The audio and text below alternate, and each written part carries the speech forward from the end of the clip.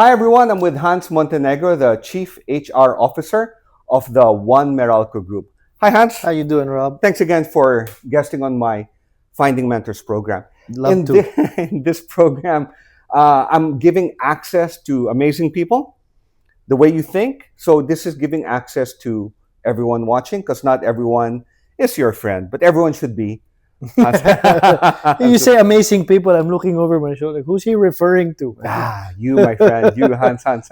Okay, in part one, we talked about how to prepare a resume, how to get your resume notice, what management looks for when they're looking at the resume, and the job interview. Now we're going to talk about once you're hired. What does management look for in a new hire or in anyone who's already employed that they say, hey, this one, let's groom them, let's move them up the corporate ladder? Mhm. Yeah. Okay, so, well, it will vary depending on where in the company you've been brought in. If you've been brought in at a junior level, Okay. Fair. quite frankly, the best thing you can do for yourself is to understand the business as quickly as possible. So if you're hired, let's say in HR, right? Yes, I will onboard you, and yes, I will tell you this is what I need you to do day to day. On your own, you should at least understand how this business makes money, right? How this business has been performing. Because let's face it, the work that we do is all to support this business. Whether you're in revenue earning positions or in support positions, at the end of the day, right, there's only two main drivers in any business: cost and revenue. Yeah. Right? Now, if you're in HR, you're handling people, that's a cost, right? If you don't handle them properly, your costs go up and your revenue goes down. If you handle that properly, we manage our costs while growing our revenue. So I have come to that point in my career where I can look at any role right now in any part of the company and say, if I wanted to, I could quantify to a peso value what you're doing Wow. and how that is impacting this company, whether you're making us money, saving us money, or costing us money.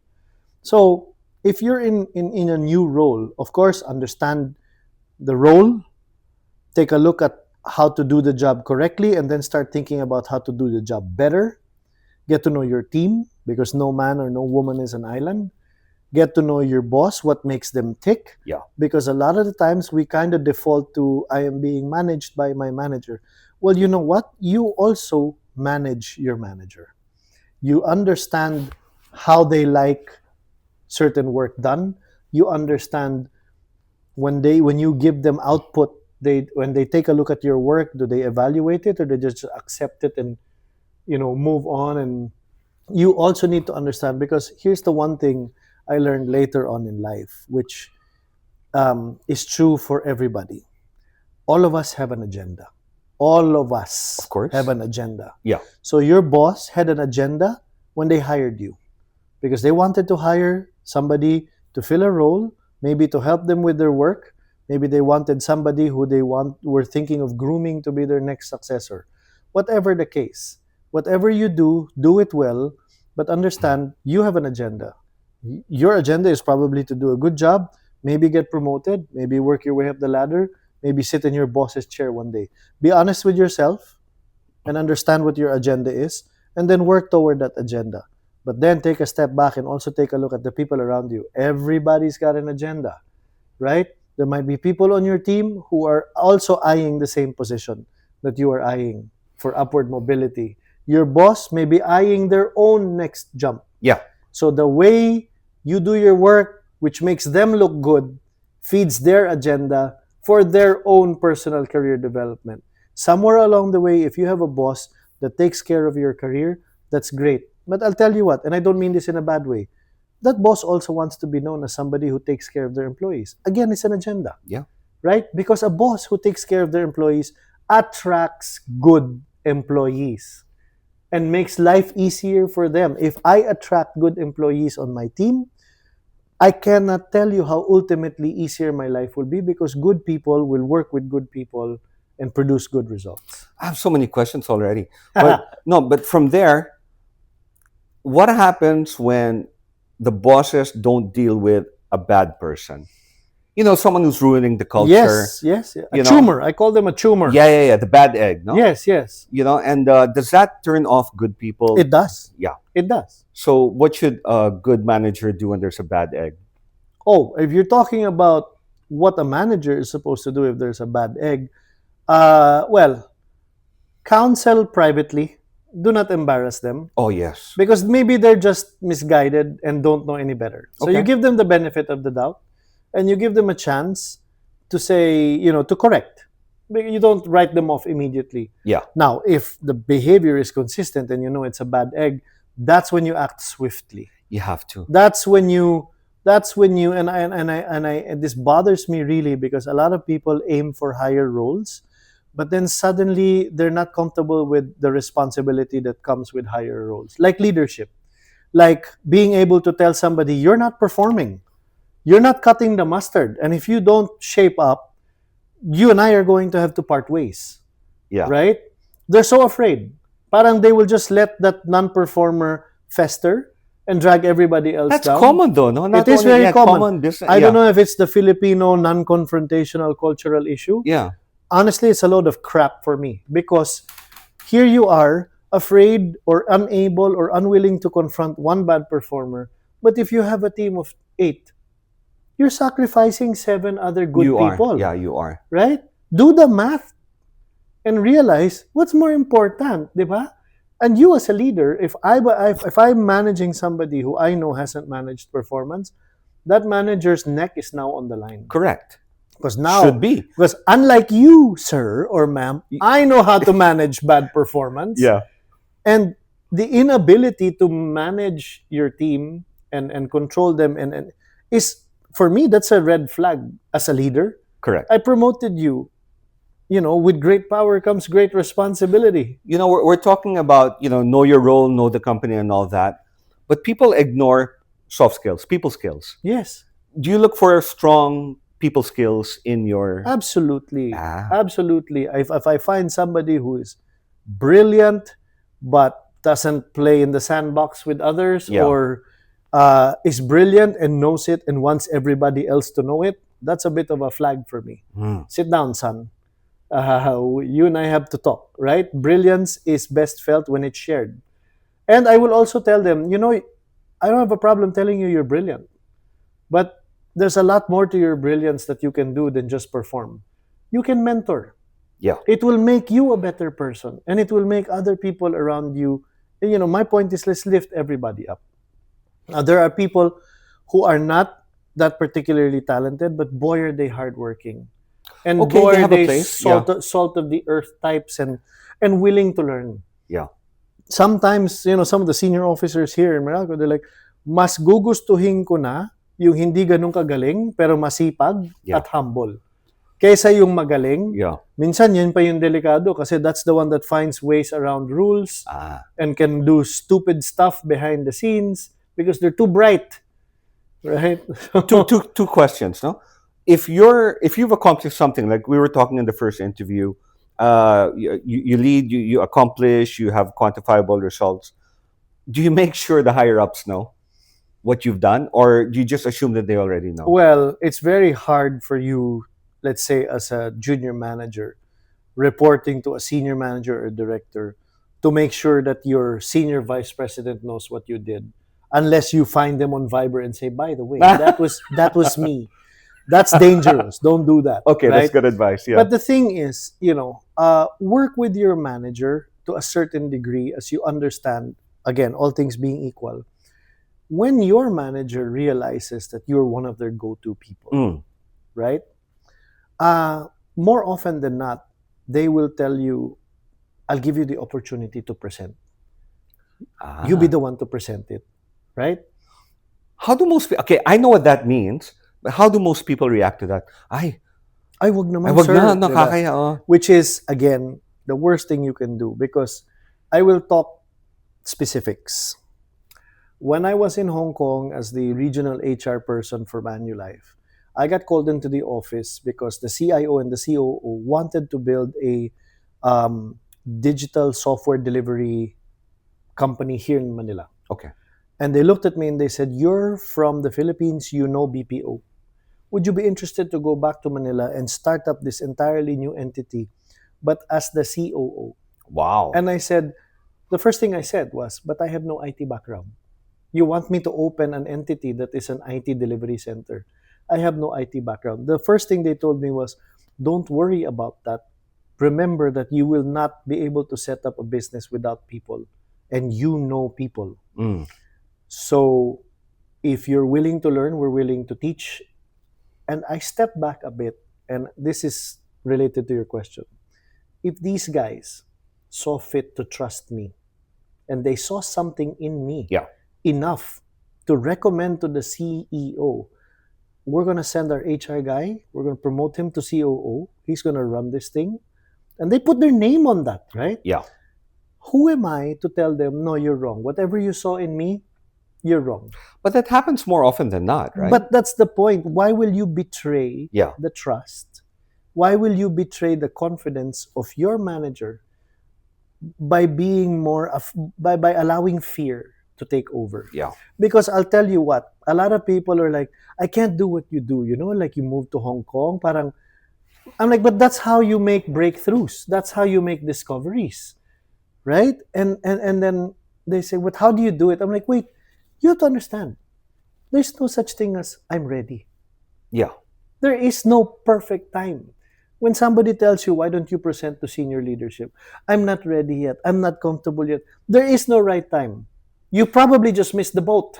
What I want people to know with that question, can you do this thing? That's your chance. Exactly. That is your chance. Exactly. And if you say no, then management knows, let's not offer this again. You might not get that chance again. Yeah. And then one day you decide, I'm ready, and you keep putting your hand up, and they're going to remember, I gave you that shot. Yeah. You passed it by. You passed it over. Yeah. In the meantime, when I gave the same shot to other people in your team, they grabbed it. So what do you call that character? Just the courage, it's that What's the quiet word? confidence that you know what you know. Yeah. A lot of people are so afraid, and then they forget you're probably really good at what you do. That's why they asked you if you're willing to present.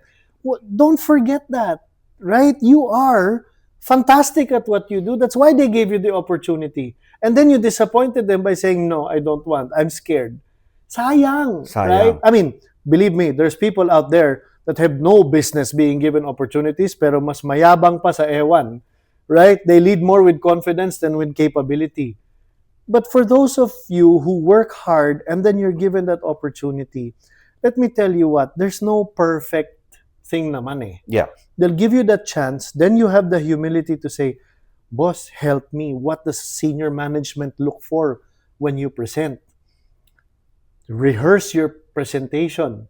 Flip it inside out. Ask your boss, ask your coworker, can you give me like unfiltered feedback on my presentation? I really want to be prepared. Right? The ability to ask for and accept criticism. Yes. Yeah. Yes. It's and then maturity. Boss, who am I presenting to? Who's the audience? Listen to these questions. Who is going to be in the room? Yeah. Get the intelligence. Oh, this one is all about numbers. This one, they're just going to ask what it means for their department. Get that. To map out your audience, right? It's a great so question. That when you come in there, and remember, you're never going to get it 100% right. So be humble enough to know that you're going to come in there with your best ideas. Remember that there are going to be extremely senior and intelligent people in that room, and some of them like to be the smartest person in the room. Just take it in stride. If they question your presentation, if you know the answer confidently. If you don't know the answer, humbly say, I will get that for you, and actually get that for them, and come back to them and circle back to them, and don't let it disappear. But always understand that the people in that room that you're presenting to are going to have better ideas or their own opinions. It's not a bad thing. You're not expected to know everything, right? But you're expected to be confident with what you have, right?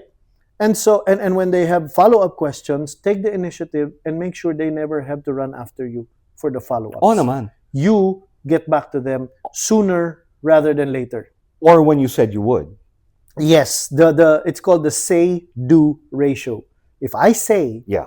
I'm going to get it to you in a day, Yeah. I will You better. get it to you in a day or sooner. Or sooner. Or sooner, without being prompted. It's like utang.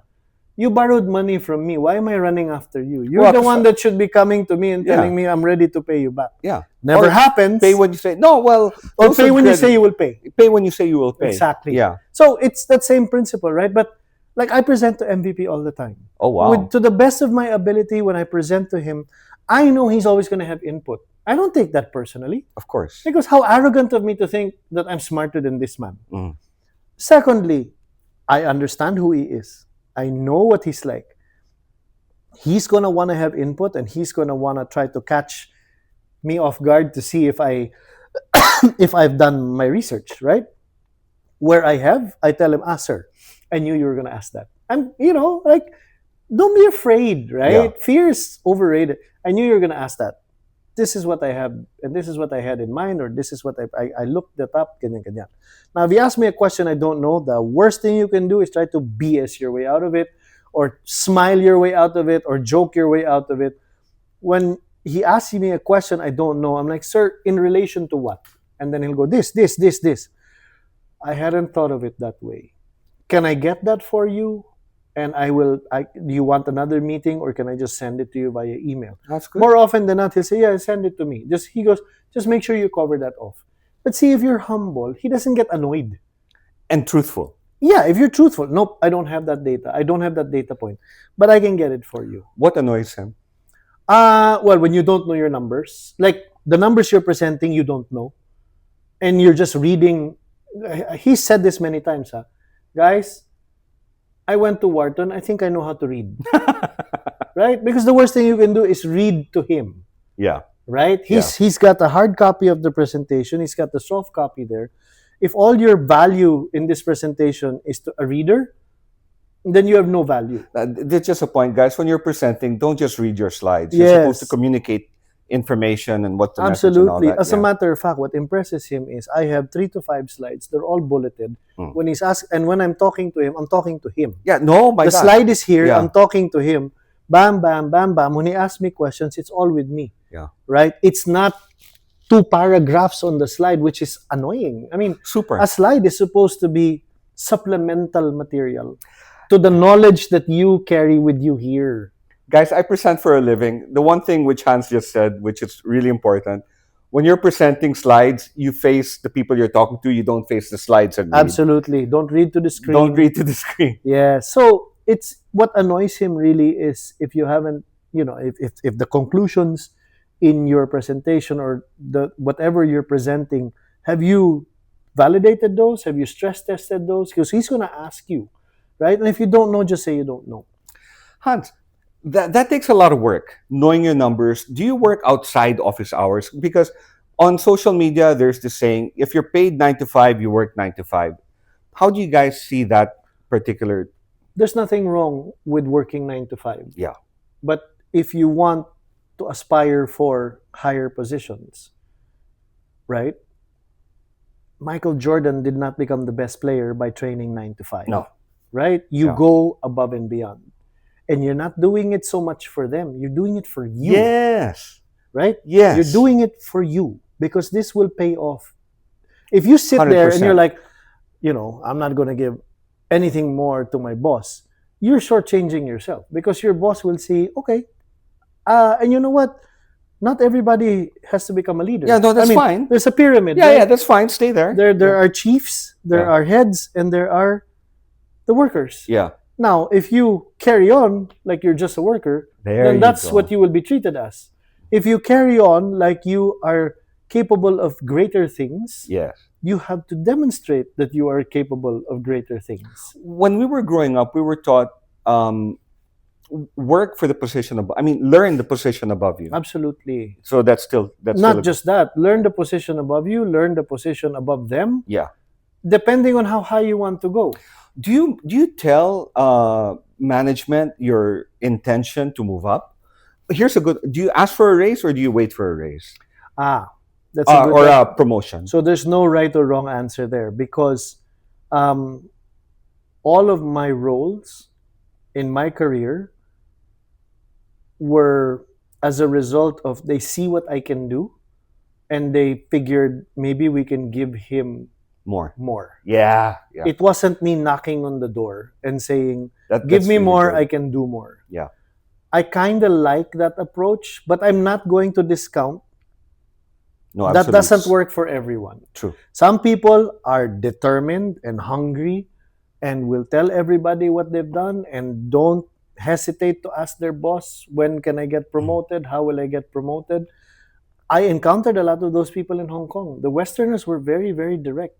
I hired him as a director, and on day one, the first thing he asked me on onboarding was, "What's it going to take for me to become an AVP?" That's good. I like that. Right? So Yeah. I'm like, good. And again, you don't turn around and wear your Filipino hat and say, "Yabong naman nito." No, they're driven they're confident Yeah. What if they have a plan? What if they have a goal? Diba? Don't dismiss it with, these reactions. You take it in stride kasi if they're willing to work for it, Yeah. hey, you need people like that. Actually, my son works for an American company, and they sit with him. What's your 10-year plan here? Do you see yourself as vice president? Do you see yourself? They ask him, where do you see yourself? And then Yes. we'll work on this trajectory. When I took this role, I took this role October 1, 2025, right? The first 3 months, all I did was understand and learn the business. Yeah. And then in the new year, after everybody's back from vacation, I started having one-on-ones with everybody. And I would ask everyone. We'd have it in my office. I would sit on the couch in my office and I'd point at my chair. And I would say, do you see yourself in that chair? Because if you do, we need to work on how to get you there. Fantastic. I'm not afraid Yeah. of not sitting in that chair one day because I have other plans. I want to evolve. I want to grow. Correct. If I'm still in that chair in 5 years, it's either there's a tremendous amount of work and I'm still needed there, or I haven't evolved. You haven't And I'm evolved. still doing the same thing after 5 years. That scares me more. Is it a sign of a good manager or leader, no? That you train someone to replace you? Always. Diba? I'm always Yeah. looking for who will eventually do this role. Why? Because I intend to evolve. And I cannot evolve if I haven't prepared the department and the business with a successor. Galing. Yeah, And true. you know what? That is a huge problem in most companies. Everybody thinks, it's funny because a lot of people are like looking up and saying, what's my next role? What's my next role? Which is perfectly fine. You should. But then when you ask them, who's your successor? Wala. Wow. Then how can you aspire for another role and look me in the eye and tell me, but you're prepared to leave a gap in your current department? But this is a big issue. But And- you yeah. have ambitions of going up, but you're not taking care of the void that you're going to leave, Wow. right? So you haven't thought this out. I've always understood training someone to replace you, but I never understood why. Now I understand why. That's really Yes. good. Because we all have intentions of evolving. I mean, for the most part, right? You ask me right now, Hans, is the CHRO of Meralco the last role you ever want to do? No. Well, what's next? No. I want to understand this business. If Yeah. there's opportunities for me to maybe take a business role within the next 3 to 5 years, as long as it challenges me Yeah. and as long as it is something I can do to help this company, I'd be open to it. I mean, if MVP says, Yeah. you've done what you need to do in HR, I think I need you in another area of the business and I think you can do it. You think I'm going to look him in the eye and tell him, nah, thanks, I'm comfortable here. You have to say yes. Go find somebody else. When I was employed, I was always thinking, you were saying you have to understand the whole company, which I did as an employee. And I'm always thinking, how can I help this company make more money? Exactly. And sometimes you identify areas where they aren't in yet. And if you have the initiative, you could actually lead and develop new areas. Absolutely. Diba? Absolutely. Is that something that most Filipinos think about? Most no, some yes. Some. Most Filipinos will be like, okay, I'm here to do this job. Si boss na bahala sa akin. May increases, may whatever. I'll work hard. Sana pag may chance to promote, mapropromote ako. I'm finding How many percent? few Filipinos taking charge and saying, hindi, ito yung goal ko. This is what I wanna do next. Really? Hahabulin ko yan. Right? Not all. You know, I don't know if it's the pahumble, I don't know if it's the belief that si boss na ang bahala sa akin. Does the boss ever really think about their people like that, or do they just spot talent and then bring them No, up? I mean, for the most part, most bosses will be like, I'm accountable to my boss. Okay. So I'm going to make sure that my team helps me deliver on my accountabilities. Yeah. Right? And if the team is delivering fantastically, I will reward them. But what if I want to look at other areas of the business? If I have that in me, and I'll take a look at some of my bright kids, you come here, special project. Look at this. Diba? Because again, Nice. remember my point about agendas. If I do a special project that uncovers another revenue stream, I look good. Yes. And then I will ideally take these bright kids with me when I present it to my boss and say, you know, we looked into this. It was a team effort. And check this new revenue stream out. Galing. Diba? But that's the ideal. My one takeaway here is when you're given an opportunity, Grab it. grab it. It doesn't matter if it scares you, it's supposed to. Yeah. But at the same time, you on a daily basis, you want to prepare your competency to be ready for when that question comes. Yeah? And nobody ever made a breakthrough sitting in their comfort zone. That's true. It was always, I want to try something new. I'm going to risk it. I'm going to venture. And, you know, if I fail, and remember, you have to be prepared that you will fail. If I fail, back to the drawing board. Hindi yung, I'll never try again. That's a great closing statement. And with that, guys, thank you. I hope you got some really good lessons today. Hans, thank you for your generosity. No, happy to help. This is I should charge for this, to be honest. That's really good information. Thank you, Hans. Yeah, take care, man. Sure. Let's do this Bye, guys. again. Oh, I think we should. Bye, guys.